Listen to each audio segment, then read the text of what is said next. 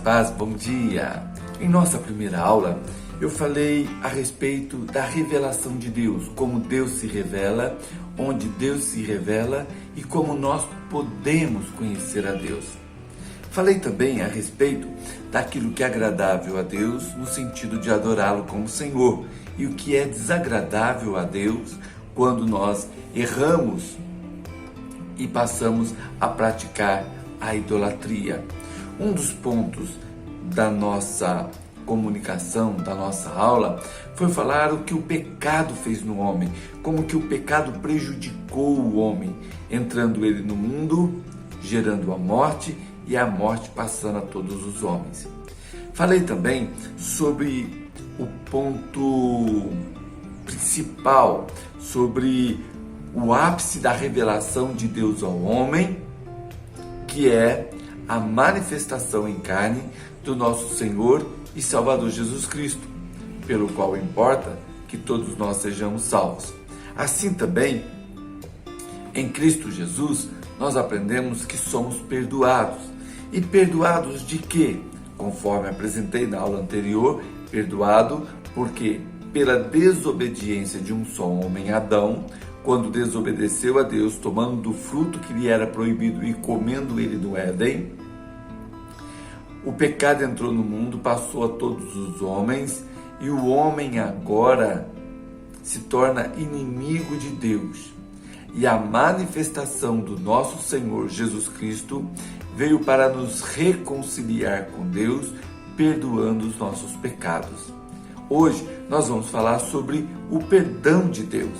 É a nossa segunda aula aqui para o nosso crescimento espiritual. Uma das maravilhosas promessas de Deus que encontramos na Bíblia é o perdão dos pecados.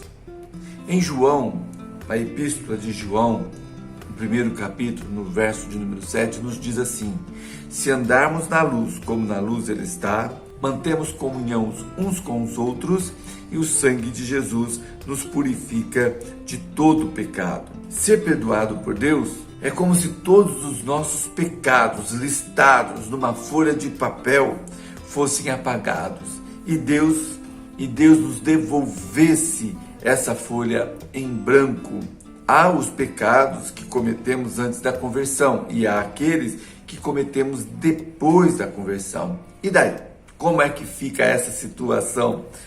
Efésios 2, de 1 a 10, vai nos ajudar a resolver, a compreender essa questão da melhor forma. Vamos abrir a Bíblia no livro de Efésios, do verso de 1 a 10. Nos diz assim: ele nos deu vida, estando nós mortos em nossos delitos e pecados, nos quais andastes outrora, segundo o curso deste mundo, segundo o príncipe da potestade do ar, do espírito que agora atua nos filhos da desobediência, entre os quais também todos nós andamos outrora, segundo as inclinações da nossa carne, fazendo a vontade da carne e dos pensamentos, e éramos por natureza filhos da ira, como também os demais. Mas Deus, sendo rico em misericórdia, por causa do grande amor com que nos amou, e estando nós mortos em nossos delitos, nos deu vida juntamente com Cristo. Pela graça sois salvos. E juntamente com Ele nos ressuscitou e nos fez assentar nos lugares celestiais em Cristo Jesus, para mostrar nos séculos vindouros a suprema riqueza da sua graça em bondade para conosco em Cristo Jesus. Porque pela graça sois salvos, mediante a fé, e isso não vem de vós, é dom de Deus, não vem das obras, para que ninguém se glorie, pois somos feitura dele, criados em Cristo Jesus para as boas obras, as quais Deus de antemão preparou para que andássemos nela. Aqui, no livro de Efésios, capítulo 2, versos de 1 a 10, nos traz a exposição feita por Paulo a respeito da reconciliação pela graça em Cristo Jesus. Os versículos que nós lemos, na primeira parte, vai nos mostrar como nós éramos. Nós éramos filhos da ira, como também os demais. O que isso quer dizer no verso 3? Todos temos uma natureza pecaminosa e cometemos pecados. Todos nós falhamos. E nós vemos isso no Salmo de número 5, que eu apresentei aos irmãos. Nós vemos isso no Salmo de número 5. Todos nós temos uma natureza pecaminosa e cometemos pecados. Vemos isso no Salmo 51, no verso número 5, como também no Salmo 58, no verso de número 3, e também na epístola escrita por Paulo aos Romanos, no capítulo 3, do verso de número 10 ao verso de número 23. Todos estão mortos em seus delitos e pecados. É o que nós lemos no primeiro verso. Diz assim: Ele vos deu vida, estando vós mortos em vossos delitos e pecados, nos quais andaste outrora, segundo o curso deste mundo, segundo o príncipe da potestade do ar, do espírito que agora atua nos filhos da desobediência. Todos estavam mortos nos delitos e pecados. Delito significa transgressão, fazer o que é errado, desobedecer a lei de Deus, os princípios de Deus. Pecado é não agir conforme o padrão exigido nas Escrituras, aquilo que nos mostra a palavra de Deus, que é desagradável diante dele, e precisamos romper com isso e não praticar mais este mal. Então, pecado é não atingir o padrão exigido por Deus. O procedimento da pessoa sem Cristo é determinado pelos padrões do mundo, que é o sistema mundial. É o que nós vemos continuamente acontecendo ao nosso derredor. É uma cosmovisão. O que é uma cosmovisão?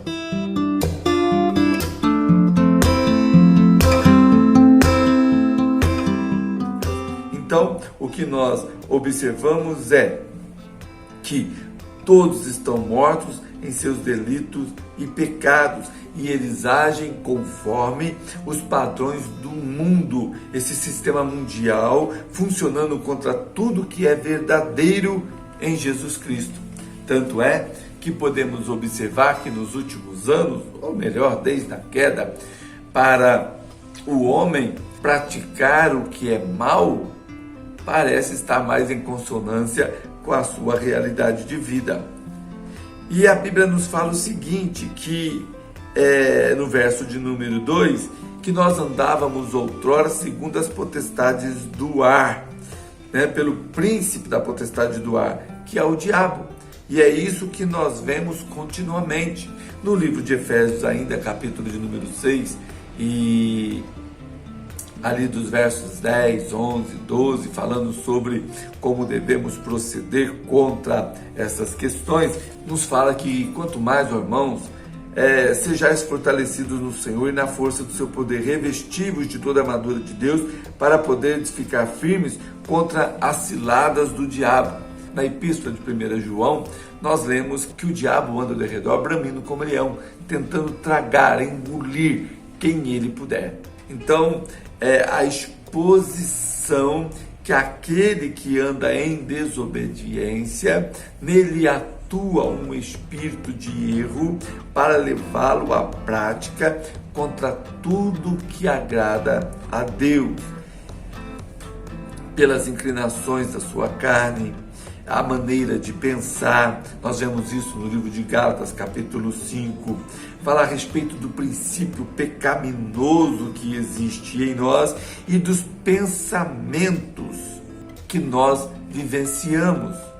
E conforme a queda, porque se lermos ali, vamos ver que o homem e a mulher, ao decidirem comer o fruto que lhes era proibido, desobedecerem a palavra de Deus, eles fizeram isso pois desejaram ser igual a Deus, desejaram o poder de Deus. E o que nós podemos entender a respeito desta desobediência é que ao praticar este mal, o desejo, a vida do homem vem centralizar em si mesmo e torná-lo autônomo, independente de Deus. E na atualidade, o que nós mais observamos, até mesmo nas escolas, as instruções que vemos, é que tenta transformar o homem em um ser autônomo. Ele pode ser autônomo no sentido de praticar, fazer as coisas, trabalhar, mas esta autonomia, ela sempre deve ser submissa a Deus, sempre deve ser levada a Deus. O homem tem que ser totalmente, exclusivamente dependente de Deus. Porém, na queda, o que vemos é o homem querendo ser independente de Deus, resistindo, rompendo contra o Senhor, tornando inimigo de Deus. Talvez você possa dizer, mas eu não sou inimigo de Deus. Você que está tendo contato com esta leitura neste primeiro momento. Quando nós passamos a fazer a nossa vontade e rompemos com a vontade de Deus, nós nos fazemos inimigos de Deus. A palavra de Deus nos fala pelo Senhor Jesus Cristo que aquele que deseja fazer a vontade da carne, ele não pode agradar a Deus. Ele se torna inimigo de Deus. Ao escrever aos Efésios, Paulo fala o seguinte: portanto, vede prudentemente como andais, não como nécios. Nécios é o que nós vimos no Salmo de número 14, o insensato, aquele que anda como louco. Se o temor do Senhor é o princípio da sabedoria, ser nécio, insensato e negar a existência de Deus é o ápice da loucura. Então não devemos andar como nécios e sim como sábios, remindo o tempo porque os dias são maus. Por essa razão, Paulo escreve a nós: não vos torneis insensatos, mas procurai compreender qual a vontade do Senhor. Do verso de número 19 até o verso de número 21, ele diz que devemos falar entre nós com salmos, entoando e louvando de coração ao Senhor com hinos e cânticos espirituais, dando sempre graças por tudo ao nosso Deus e Pai, em nome de nosso Senhor Jesus Cristo, sujeitando-vos uns aos outros em amor. A palavra de Deus nos mostra a situação em que vivíamos, a situação anterior, quando nós estávamos como os filhos da desobediência, e a situação que nos encontramos em Cristo Jesus, quando recebemos Ele como nosso único e suficiente Salvador, quando Ele, por sua bondade, por sua misericórdia, predispõe o nosso coração a crer, e crendo nele, recebemos vida. Quando nós recebemos a vida e o Senhor trabalha em nós para que recebamos nele a salvação, nós somos transformados. Nós saímos do estado de morte e recebemos agora nova vida. E assim, respondemos com fé o que chamamos então de conversão. E o que acontece na conversão? É o que nós encontramos nos versos de 4 a 9, aqui no livro de Efésios, capítulo de número 2. Então, o que acontece na conversão? Na conversão, Deus, sendo rico em misericórdia, por causa do grande amor com que nos amou, estando nós mortos em nossos delitos, nos deu vida juntamente com Cristo, e pela graça sois salvos. A conversão acontece quando o homem se arrepende dos seus pecados e pela fé ele aceita aquilo que Deus fez em Cristo por ele. Nós aceitamos aquilo que Deus fez por nós em Cristo Jesus, nos salvando. E é importante ressaltarmos que na teologia isso é chamado de monergismo. Por que monergismo? A salvação é um ato exclusivo de Deus. O homem não coopera em nada para a sua salvação. A nova vida é concedida por causa da misericórdia de Deus, por causa do amor e da graça de Deus.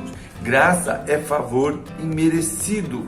As boas obras não valem nada para a salvação. Não depende daquilo que eu faço para que eu seja salvo, mas depende daquilo que Cristo fez. O mérito da salvação não é meu, mas o mérito é de Cristo, que se entregou na cruz, morrendo a morte que convinha a mim. Então, logo eu entendo que a salvação é um ato exclusivo de Deus. Então, as boas obras, tudo quanto eu faço, não valem nada para que eu seja salvo, tendo a vida descrita nos versos de 1 a 3, porque nós estávamos mortos em nosso delito e pecado. E o que o morto pode fazer por si? Com certeza você vai dizer para mim: nada. E juntamente com ele nos ressuscitou e nos fez assentar nos lugares celestiais em Cristo, para mostrar nos séculos vindouros a suprema riqueza da sua graça em bondade para conosco em Cristo Jesus.